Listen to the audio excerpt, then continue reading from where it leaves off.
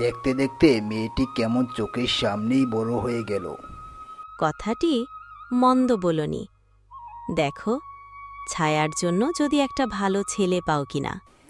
সে কি কথা! বড় মেয়ে থাকতে ছোট মেয়ের আগে বিয়ে হবে? দরদ দেখলে আর বাঁচি না। যেমন নাম তেমন গায়ের রং। তোমার ওই কালো খেলতি মেয়েকে কেই বিয়ে করবে? আর ওকে বিয়ে দিতে আমি কারি কারি টাকা খরচ করতে পারবো না। এসব তুমি কি বলছো? মামরা মেয়েটির কপালে কি বিয়েও জুটবে না? তাছাড়া কাজলের মায়ের গহনাগুলো তো আছেই, ওগুলো তো কাজলেরই প্রাপ্য। খবরদার, ওই গয়নার কথা মুখেও আনবে না। ওগুলো আমার প্রাপ্য। তাছাড়া ও চলে গেলে আমার বিনা মাইনের কাজের লোকটা যে হাতছাড়া হয়ে যাবে। ছি ছি, ছায়ার মা, তোমার মন এত ছোট? হ্যাঁ, আমার মন এতই ছোট। এবার বসে না থেকে কাজে যাও।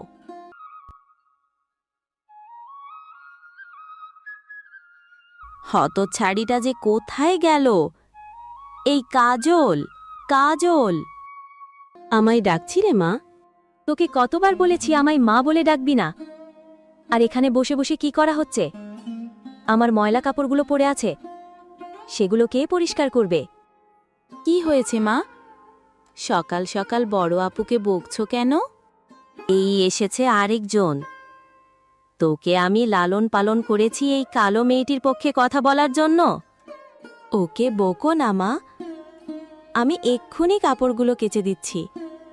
কেন আপু, তুমি একা কেন কাচবে? আমিও যাব তোমার সাথে।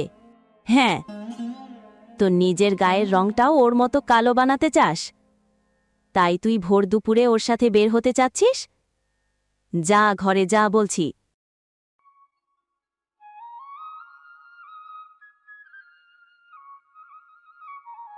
বোন, তুই ঘরে যা, মাত্র কয়েকটা কাপড়, আমি ঠিক একাই পারবো।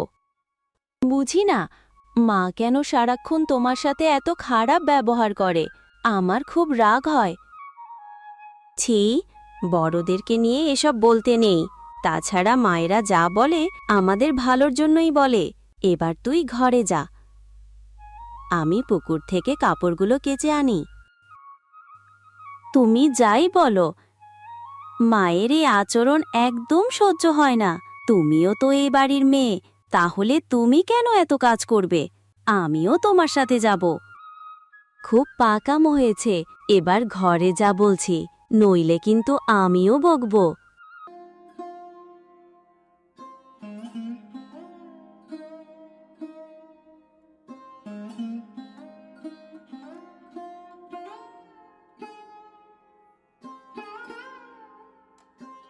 কিরে কাজল, তুই ভোর দুপুরে কোথায় যাচ্ছিস?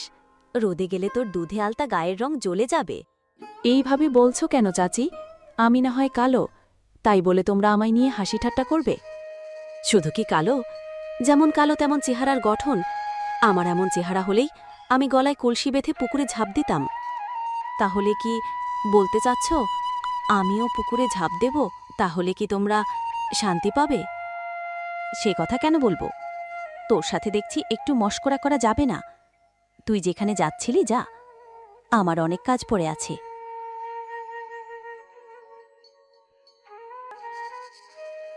মা, তুমি আমাকে রেখে কোথায় চলে গেলে? যখন চলেই গেলে, আমাকে কেন সাথে নিয়ে গেলে না? এমন কুৎসিত চেহারা নিয়ে আমারও যে বেঁচে থাকতে ইচ্ছে করে না। কি হয়েছে মা, এইভাবে কাঁদছো কেন? আমি কালো বলে সবাই আমাকে অপমান করে কথা বলে, কেউ আমার সাথে ভালো ব্যবহারও করে না। আমি কি ইচ্ছে করে কালো হয়েছি? বিধাতা যদি আমাকে কালো করে বানায়, তাহলে আমার কি করার আছে? আহারে, থাক কেঁদো না। রূপ নয়, এই জগতে গুণই সব।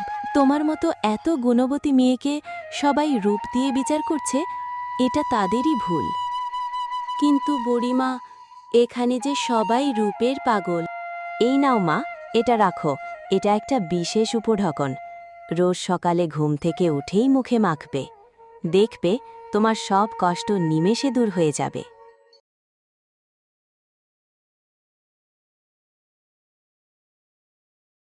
শোনো ছায়ার মা, কাল দুপুরে ছেলেপক্ষ কাজলকে দেখতে আসবে।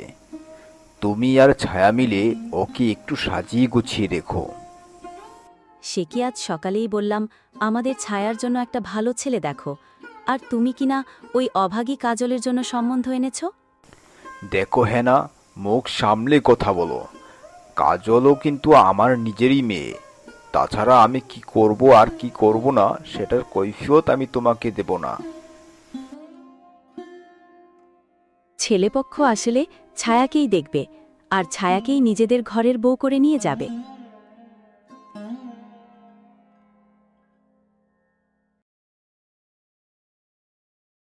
ছোটবেলা থেকে তো মুখে কত কিছুই দিলাম, কিন্তু এই পোড়া রং তো আর গেল না। যাকগে, বুড়িমার এই উপঢোকনটা না হয় মুখে মাখি। বুড়িমা খুব ভালোবেসে আমাকে এটা দিয়েছে। এ কি এমন অদ্ভুত অনুভব হচ্ছে কেন? কাজল, এই হতচ্ছাড়ি কোথায় গেলি? বেরিয়ে আয়। মা ডাকছে, তাড়াতাড়ি মুখটা ধুয়ে ফেলি। আমার কি আর এসব মাখার জো আছে? তাড়াতাড়ি যাই। আপু, তোমাকে আজ অনেক সুন্দর লাগছে, বেশ ফর্সাও লাগছে। এই কি মেখেছিস মুখে? কালো মুখটা মনে হচ্ছে আজ একটু পরিষ্কার লাগছে। আমি তো কিছু মাখিনি। যাই হোক, শোন, আজ বিকেলে ছায়াকে দেখতে আসবে। কাজকর্ম যা আছে সব কিন্তু তোকেই করতে হবে। আচ্ছা মা, তুমি একদম চিন্তা করো না।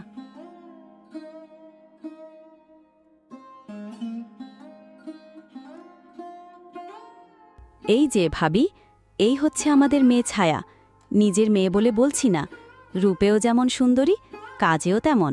এই যে এতক্ষণ আপনারা যা খেয়েছেন, এইসব কিন্তু ও নিজের হাতে বানিয়েছে। এসব তুমি কি বলছো মা? এসব তো আপু বানিয়েছে।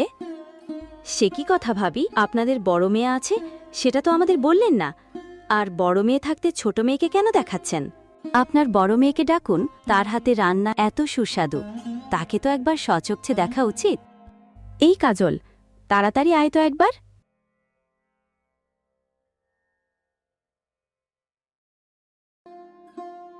আমায় ডাকছিল মা? বাহ ভাবি, আপনার বড় মেয়ে তো আপনার ছোট মেয়ের চেয়েও সুন্দরী, আর আপনি কিনা আমাদের থেকে ওকে লুকিয়ে রাখছেন। আমি নিজেই তো অবাক হচ্ছি। যাই হোক, ওকে আমি আমার ছেলের বউ বানাতে চাই। আচ্ছা, আমরা আজ আসি।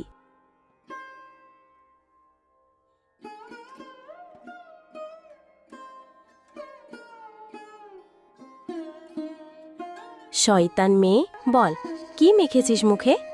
তোর এত বড় সাহস আমার ছোট মেয়ের বিয়ে ভাঙলি? বিশ্বাস করো মা, আমি নিজেও বুঝতে পারছি না আমার সাথে এমন কেন হলো। যাই হোক, এটা কিন্তু খুব ভালো হয়েছে আপু। এবার আমরা তোমার বিয়েতে খুব মজা করব। এই মেয়ে ঠিকই কিছু মেখেছে, না হলে একদিনে এত সুন্দর হলো কি করে? করাচ্ছি আমি ওর বিয়ে।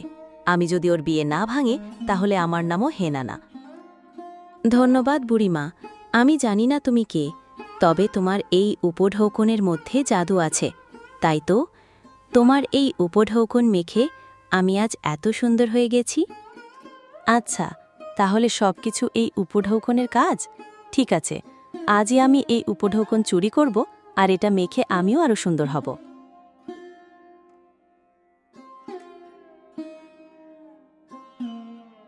এই তো পেয়েছি। আগে এটা মেখে সুন্দর হব, তারপর এই মেয়ের বিয়ে ভাঙব। মরে গেলাম, কে কোথায় আছো? বাঁচাও, বাঁচাও আমায়। হা হা হা, ঠিক হয়েছে। এতদিন কালো হওয়ায় বড় আপুকে অনেক অপমান করেছ, আজ নিজের মুখটাও পুড়েছে। ছি ছায়া, এভাবে বলতে নেই। মায়ের নিশ্চয় অনেক যন্ত্রণা হচ্ছে। দাঁড়াও মা, আমি এক্ষুনি তোমার জন্য পানি আনছি। আমার যন্ত্রণা দেখে আমার নিজের মেয়েও ভাবছে না, কিন্তু তুই আমাকে নিয়ে কত ভাবছিস। আর আমি সেই ছোট থেকেই তোর ওপর কত নির্যাতন করে আসছি। আমাকে ক্ষমা করে দে কাজল। এভাবে বলো না মা, পারলে তোমার সকল যন্ত্রণা আমি নিয়ে নিতাম। এ তো খুব সাধারণ কিছু। না মা, এ আমার প্রাপ্য। আজ আমি আমার পাপের শাস্তি পেয়েছি। তবে হ্যাঁ, আজ থেকে আমি তোকে আর কখনো কিছু বলবো না। আর তোর বিয়ের সব কাজ আমি একা হাতে করব।